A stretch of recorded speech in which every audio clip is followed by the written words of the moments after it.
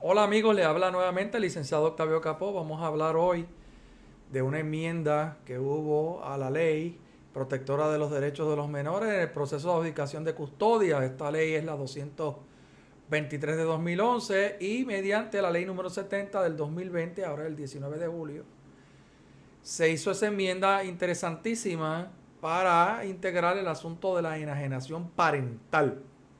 Y ustedes me preguntarán qué es eso de enajenación parental, pero debo comenzar con un ejemplo de la vida real, de una situación que tuve en un caso que atendí. Digo, en varios casos que he atendido que se da este tipo de situación. Pero este es interesante porque se notaba que había un patrón de conducta por parte de la madre que tenía la custodia del niño. El padre lo que tenía derecho eran unas relaciones paterno-filiales.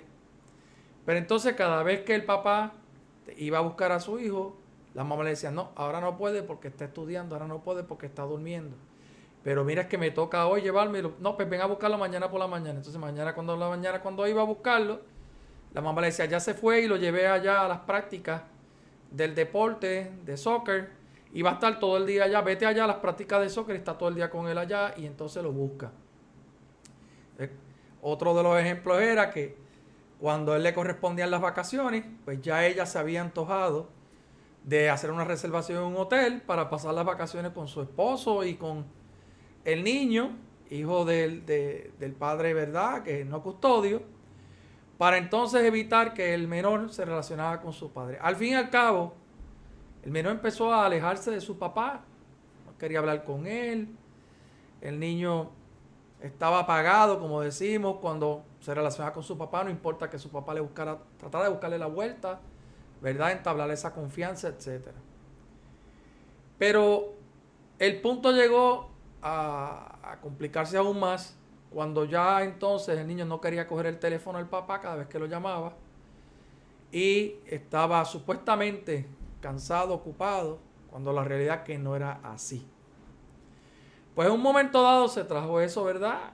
En ese caso al tribunal. Y recuerdo que la representación legal de ella le planteó al tribunal que en Puerto Rico no existía el síndrome de la enajenación parental o del niño alejado de su padre o de su madre. Y la realidad es que me di a la tarea de buscar una serie de literatura sobre el tema y me percaté que en Puerto Rico no se había legislado para este asunto de la enajenación parental, que algunos le llaman también la alienación, ¿verdad? Parental, que quiere decir, en otras palabras, esa conducta repetitiva de uno de los progenitores, en particular el que tiene la custodia de uno de los niños o los niños, dirigido a ocasionar, obviamente, que ese menor de edad tenga resistencia para relacionarse con su papá o su mamá. Es una obstaculización por parte de uno de los progenitores de las relaciones filiales de sus hijos o hijas menores de edad, mediante el uso de diferentes estrategias con el propósito de transformar o adoctrinar la conciencia de sus hijos o hijas, a los fines de denigrar, impedir, obstruir o destruir sus vínculos con el otro progenitor. Pero a su vez, el menor tiene que presentar pensamientos o sentimientos de rechazo hacia el otro progenitor, o demuestra actitudes negativas hacia este, o si en efecto se ha afectado el vínculo afectivo entre el menor y el otro progenitor. Así las cosas, definido lo que es la enajenación parental, alienación parental también puede ser.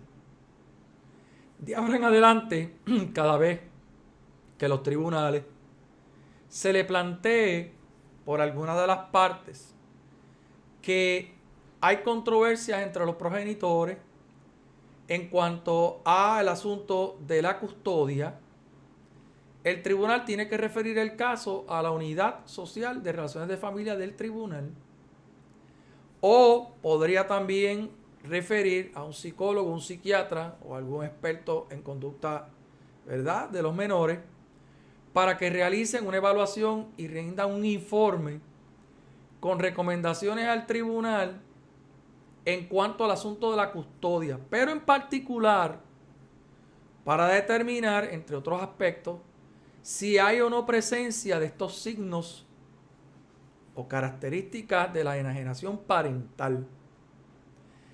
Y aquí hay que tener cuidado porque hay muchos casos hoy día que hay, entre comillas, una custodia compartida cuando realmente no lo es. Y la custodia compartida muchas veces las personas entienden que es tiempo completo cuando no necesariamente lo es. Y tiempo completo en igual proporción para cada uno de los padres tampoco necesariamente constituye una custodia compartida, ¿verdad?, equitativa. Lo que se pretendía con esta ley en el 2011 era una presunción de que la primera alternativa en estos casos de custodia tenía que ser la custodia compartida.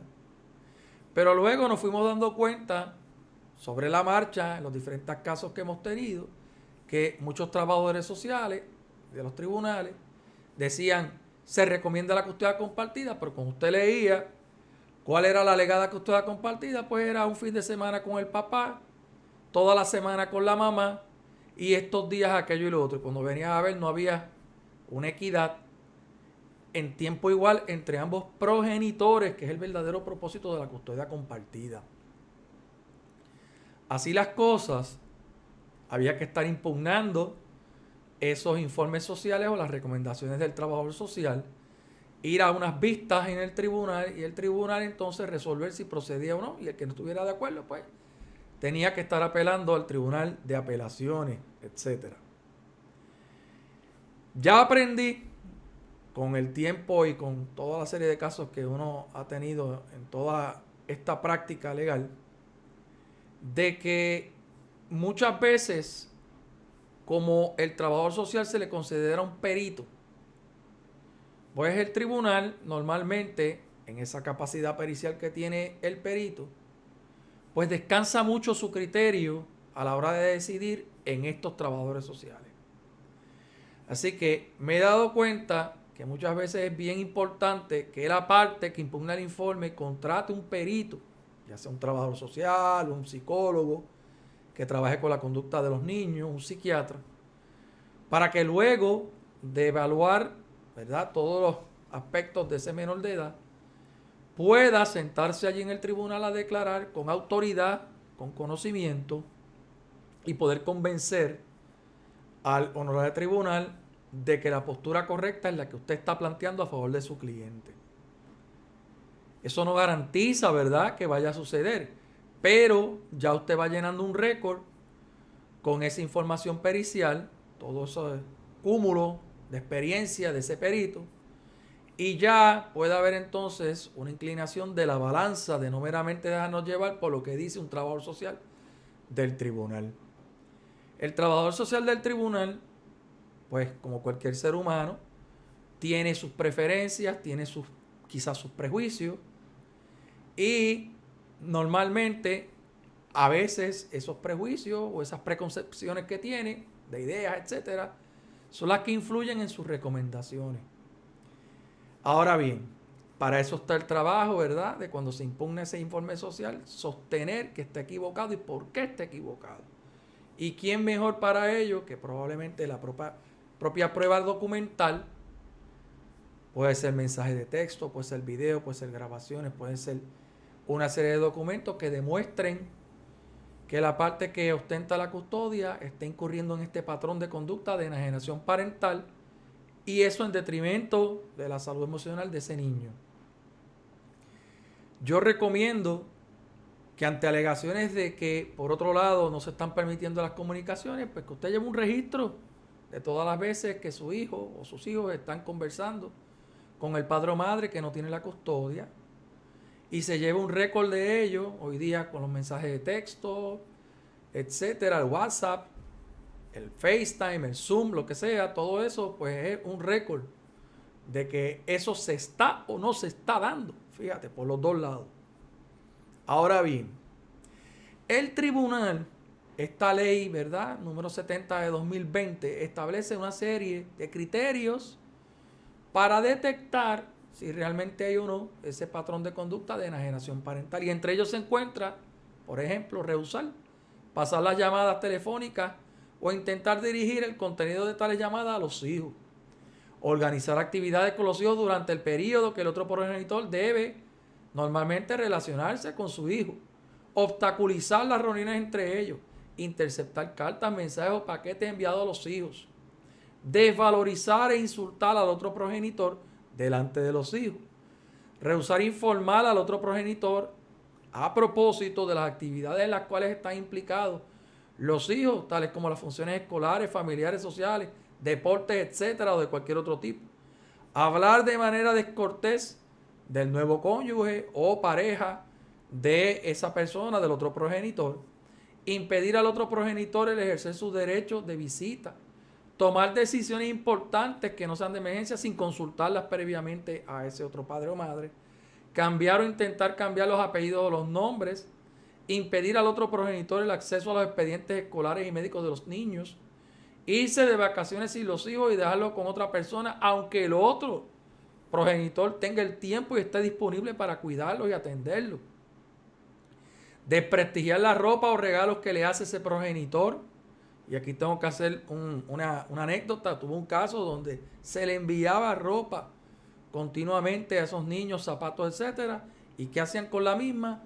La regalaban inmediatamente y ni tan siquiera esos niños tenían en su gaveta esa ropa guardada, ni tan siquiera ese calzado. Y también podría ser amenazar con castigo a los niños si se atreven a llamar, escribir o contactarse con el otro progenitor. Ese problema, en un momento dado me pasó también un caso y lo que se hizo fue que se compró un teléfono celular asignado exclusivamente a los menores para que se puedan comunicar dentro del horario que el horario tribunal había dispuesto con su papá sin ningún tipo de problema. Y también cualquier otro criterio que pueda, ¿verdad?, que sea pertinente para considerarse en estos casos. Ahora, una vez establecido que hay ese patrón de enajenación parental a base de esos criterios o cualquier otro criterio pertinente, el tribunal tiene la potestad de removerle la custodia a ese padre o madre que incurrió en esa conducta. Y si se trata de un caso donde ya se dio la custodia compartida, revertir la custodia compartida y otorgarla de forma monoparental a aquel padre o madre que no haya incurrido en esa conducta y que representa el mejor bienestar para el menor. Déjenme decirles que esto es un mundo, el de las relaciones, custodia, etcétera, con los hijos, que no culminan inclusive a los 21 años de edad, a pesar que ya cesó la patria potestad de los padres sobre los hijos. He visto casos donde después de los 21 años de edad hay una enemistad de los hijos y nos hemos dado cuenta que es producto de las actitudes negativas del padre o madre que han tenido la custodia. Así que, amigos, este tipo de casos, la moraleja es la siguiente. Usted consulta al abogado que tenga la experiencia en estos asuntos, porque ningún caso es igual al otro.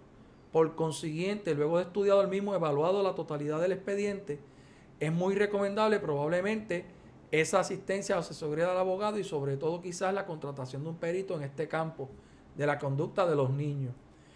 Eso es todo por el día de hoy. Les habló nuevamente el licenciado Octavio Capó y nos pueden contactar a través de nuestro teléfono 787-984-3609 o enviándonos un correo electrónico al bufetelegal octaviocapo@hotmail.com. Gracias.